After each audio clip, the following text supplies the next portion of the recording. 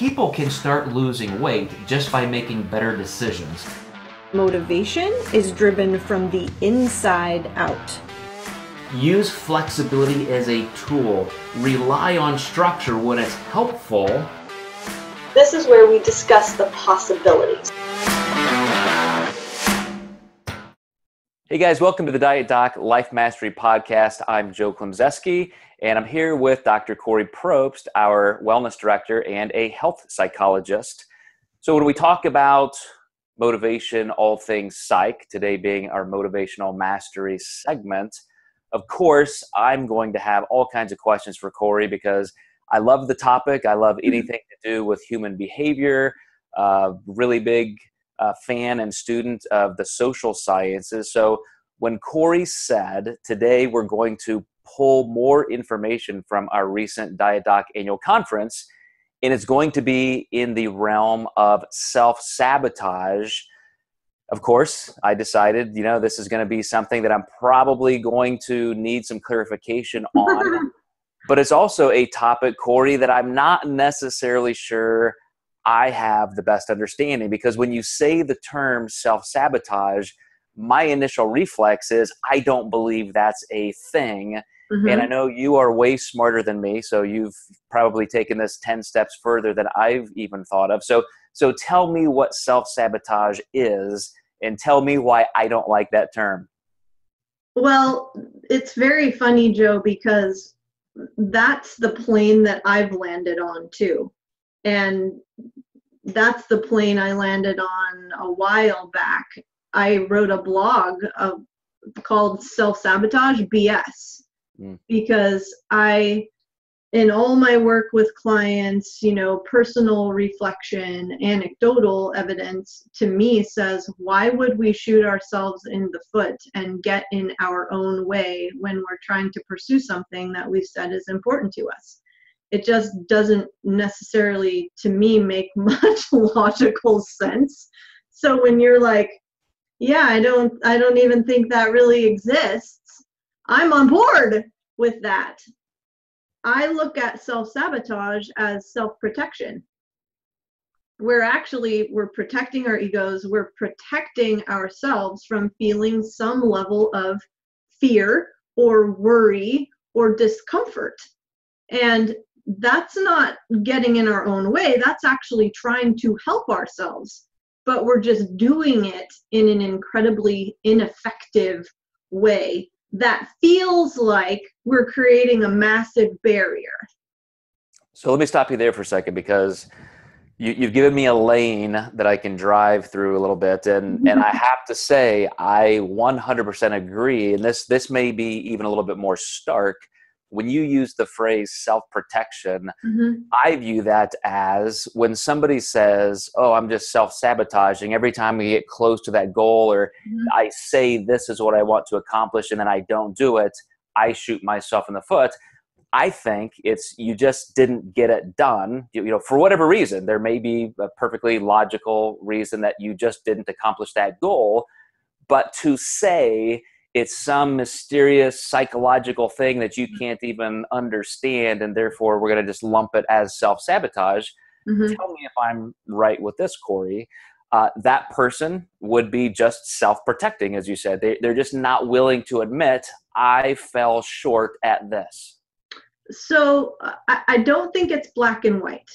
I don't think that we can say, like you and I right now, we can't say that we know and understand and have reflected upon and have revealed everything that's operating in the background. Absolutely. Like we don't have that high level of understanding. Now that's something that we can work toward and work through and tease out. But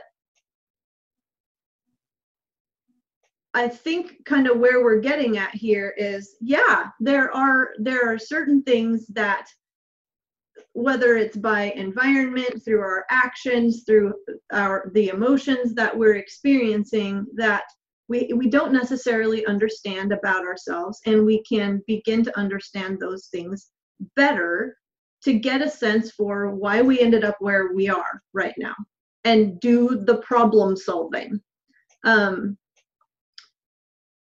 But the self-protection piece comes in, I think, when we haven't necessarily identified what the commitments are that may be competing against the ones that we've outlined for ourselves. So let's just take a weight loss goal, for example. This person says, I want to lose 50 pounds. And they've committed to that. It's an improvement goal that they've solidified for themselves. And they've done the work to say, these are all the things and the behaviors that are going to be important for me to engage in to get there as effectively as possible. But then as they go through the process, and you as a clinician and coach have seen this a million times, they engage in behaviors that are not aligned with the behaviors that they've said, I know I need to do. And so they engage then in behaviors that are moving them further from the goal. So there's that piece, that recognition that we need to get them in touch with. And those behaviors that move them further away are what I believe people are calling self-sabotage. That's not self-sabotage. That's a different behavior that's geared toward another commitment. So if I'm in a restaurant with a big group of people and I have the commitment of losing 50 pounds, and one of the behaviors that I need to engage in is to be able to order effectively, to be able to not necessarily be swayed by what everyone else is ordering. So there's some level of self-regulation that's occurring there. There is some level of self-awareness that we have to have in that situation to recognize, okay, I'm a little bit uncomfortable here, like I'm feeling some level of social pressure to order this food. But then what we end up doing is ordering what the guy next to us did because that guy was like, oh my God, you have to try this, it's so good. The commitment in that situation is, I want to feel accepted by this person next to me. There's a social commitment of connection. So we're not sabotaging ourselves. We're really working toward connecting with the guy next to us, and we still have the commitment of losing weight, but they're competing against each other. Does that make sense? Yeah, I think you've definitely helped me, and I'd love to create a shift in how we even discuss this culturally, because if there's anything that's self-sabotaging to me, it's using the phrase self-sabotage. So, Yes. I'll go back to a client example as well. So I think that's almost kind of a level of arrogance to just be unwilling or unable to say, look, I just screwed up. That doesn't make me a screw up, but I didn't follow through in this one context, this one time for this reason. And now I have to deal with the consequences like anything else in life. Mm-hmm. But to hide behind this label that, oh, I just can never get this right because I always self-sabotage. To me, you just need to learn, as you said, a new skill, a new level of awareness. And I love the phrase you always use, you can't know what you can't know, or you don't know what you don't know. Yes. And in those contexts, if we're willing to just sit back and be open and say, gosh, why in this particular place am I, or did I not at least this one time follow through? Why didn't I align my behavior with my stated goal? And then you can look for patterns. You can look for the fact that it might happen more frequently here or there. But I don't know. I've always had a problem with that phrase because people hide behind it. So I think we're okay just kind of ridding ourselves of that. Yeah, I agree with you. And I don't think they're consciously trying to hide from it though, because they don't even necessarily know that other stuff, those competing commitments exist. They're relying on and operating from their current knowledge and perspective. And so it's our job to say, wait, let's look at this from a few different angles. Because I don't get the sense that this goal is not important to you.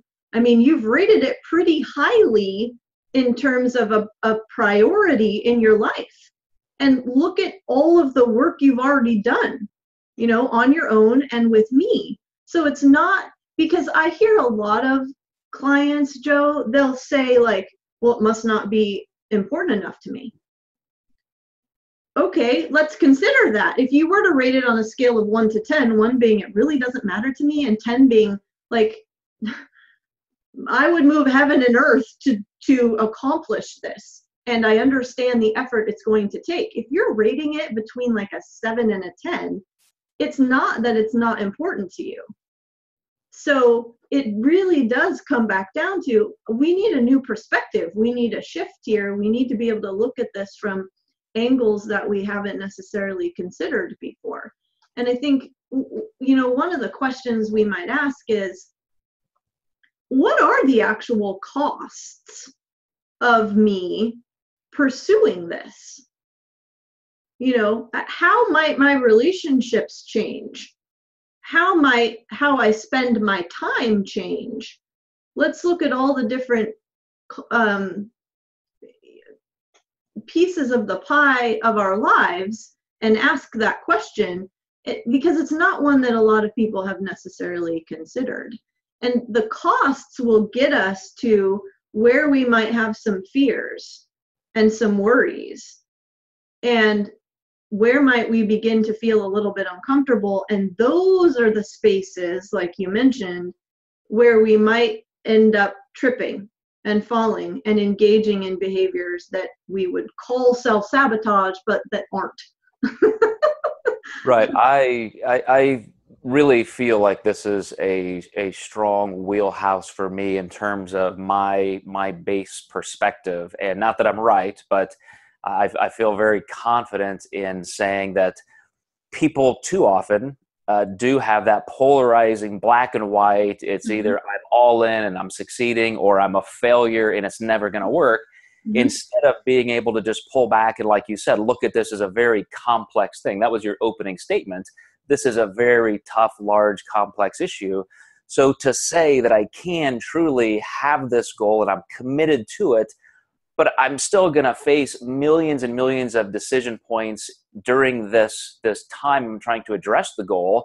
Yes. And I'm not going to get them all right. I'm not going to go through this unscathed at 100%. So use it as a place where I can go one step further in that understanding. If I do notice a point where I keep tripping, let's step back and be very practical and look for ways to gain some momentum, sort some things out, as you said, and move through it. And I want to phrase another question to you like this. In our industry of health and fitness and nutrition coaching, mindset, of course, is a big catchphrase. Everybody out there now thinks they know exactly what you know, Kori. I hate to break this to you, but everybody thinks they also have a PhD in psychology. And I heard one blogger or read something where he was trying to catch some audience and said, your weight loss success has nothing to do with willpower. And I laughed out loud because will, or your strength, your resilience, has a lot to do with every decision you make. So, of course, that kind of clickbait is for one reason, and it I think is totally false. But address that. If I'm continuing to stumble at a certain point in a goal acquisition pursuit, tell me how I can fortify my will. How do I become stronger in finally breaking through that? So let me say this first. I think there's a large misunderstanding here too, like with self-sabotage, what willpower really is. And yes, where there's a will, there's a way, right? If we have the will and the skill, let's add that. It's not just about will, because we don't know what we don't know. So, but let me say this as well. I think probably, and I haven't read the article, but we know how important the environment is in terms of influence. And so in order to not rely so much on willpower, no, it's not just a zero-sum game, and it's all about willpower and gritting your teeth and hoping you can make it as long as you can stand it. Like, that's what I feel like a lot of people think willpower is. It really is about being able to engineer your environment in a way that minimizes the amount of self-regulation or willpower that you have to use. So but that is will for me to create the environment, for me to prioritize things where I'm focusing on that goal does take will, because I'm minimizing it in those times of stress because I'm taking care of it first. Absolutely. It's an action you have to take. It's a decision you have to make, because you recognize, just like you said, that this is going to help make the decisions that I have to make easier, or put me in a position where there's kind of no decision to make at all. So, I've structured my environment in my office so it makes working and focusing on tasks that much easier, and I'm distracted by fewer things. If I were working in the kitchen, then I'm going to be thinking about food more because there's food everywhere around me. But so, there's been a lot of research that has come out recently about willpower. And this is, I was landing on the side when the research was there that talked about how it's a finite resource, and the more we use it throughout the day, the more it depletes. And so that's why, we'll end up in front of the TV at night when we have a lot more work to do, or with our face in a bag of chips, or, husband comes home from this is so cliche, but husband comes home from a long day at work and all the kids are screaming and he blows up because he doesn't have any more will, as you would say, to curb the emotion and to respond positively and affectionately or compassionately. So there's that, but the newest research shows that we actually can build our willpower throughout the day by engaging in more positive behaviors and habits. Basically, we can kind of be like we're rechargeable batteries, so to speak. So but this takes will too, to make the decision to focus on the positive. When we do engage in something that's generative, that builds our skills, to be able to reflect upon that and say, hey, I just did that. I'm going to soak that in. I'm going to remember that. That's important for me to install in my mindset, and to be really conscious that that just happened. And then to say, that's building me up right now. That's not depleting my willpower. That's actually increasing and bolstering it.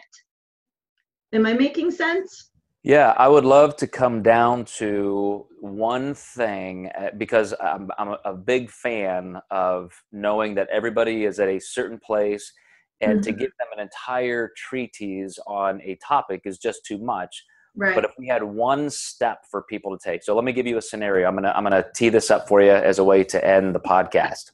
Okay. I think a big stumbling block for people is something as simple as just going out to eat, because there is a point of novelty. You brought up this example earlier. I was talking to a family member who eats out a lot as just a part of business. And even though it's a lot, you might not be in that restaurant every week and this. And so every time you go, you're with new people or friends, clients, and here's this menu in this place that you might think I might not be here for another year. So, oh my gosh, I want to get this. This is the most amazing thing on the menu. But if it's contrary to your goals of even just maintaining your health, how do people take that one next step to say, okay, wait a second, I don't want to, quote, self-sabotage, which doesn't exist now, but just for the sake of what we started with, what would you say is the way to skill build so that you don't trip over that same spot every time? So, okay, here's where my mind went as you teed me up. How do I want to be, as opposed to what do I want to do?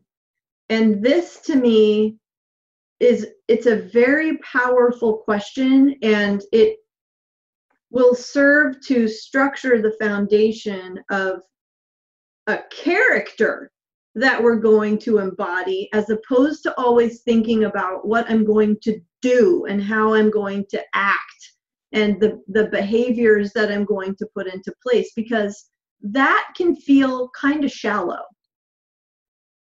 So how do I want to be in this situation? And by that, Joe, what I mean is like, what character strengths and traits do I want to embody in this situation? And here we come back to mindset, attitude. And with the clients that I see be so successful in situations like this, okay, they're embodying a curious mindset. They're not going in and saying, I'm going to do this, because they recognize that the situation is volatile. They can't necessarily predict who's going to be there, what that person is going to say. Like, I've been in situations at dinner, as much as I know about this and am well practiced, where 10 people at 10 different times have been like, you really have to try this, Kori. It's so good. Right? And I can say that after 10 times, my willpower is in the tank, because I've had to say 9 times, like, really, I'm good, thank you, I'm very full, 9 different responses, you know. But so it really is going in with this mindset of, how do I want to be? Do I want to be curious? Do I want to be compassionate to myself? And so to answer your question, let's reflect on how and who do I want to be in this situation as the undergirding sort of guide for how I'm going to approach the goal in general. Yeah, and I would just add to that a little bit more of a black and white element, which I think some people respond to this as well. Everything you said, I completely agree with. But I would also say, sometimes that's where you're actually winning the goal. I mean, your goal is out there, but out of a 24-hour day, maybe there are 22 hours that are, okay, you're coasting along, you've created that environment that's very helpful. But there are times where it's, you've got 2 strikes against you, you're in the bottom of the 9th. You are, if you strike out here, it's the end of the game, so to speak. I mean, you almost have to put that kind of pressure on yourself in a good way, that says, this is where the work is. This is the hardest part of me acquiring this goal. This is why it's not easy. Not everybody can do this, but this is where the hardest part is.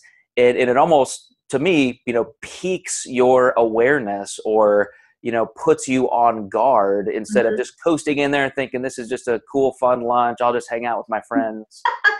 So no, I love that. I totally agree with you. That's like next level, like sort of peak performance type an approach. And yeah, absolutely. To go in, play it forward and say, no, this is really, Kori, this is do or die.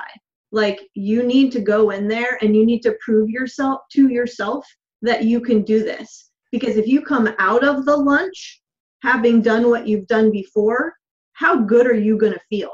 No, do this for yourself. Yeah. And success begets success. I mean, you come out with that win, it's so much easier to do next time. It's competence building. So yeah, you feel much more effective. Yeah. Awesome. Well, we got to wrap this up, guys. And I just want to say it's always a pleasure, me being able to play the role of interviewer with Dr. Kori Propst, health psychologist, wellness director of the Diet Doc. And we're going to keep bringing you guys this information throughout the week. We have the Motivational Mastery segment, Macro Mastery, where we talk about nutrition, science, or fiction, where we break down some current popular or cultural phenomena that I think needs to be picked apart. We have our coaching clinic, and we also end up going through kind of an interviewing process with each other through a lot of these different categories. So we love that you guys share this stuff. You comment, continue to do so, and we'll keep bringing you this great information with Dr. Kori Propst. All right.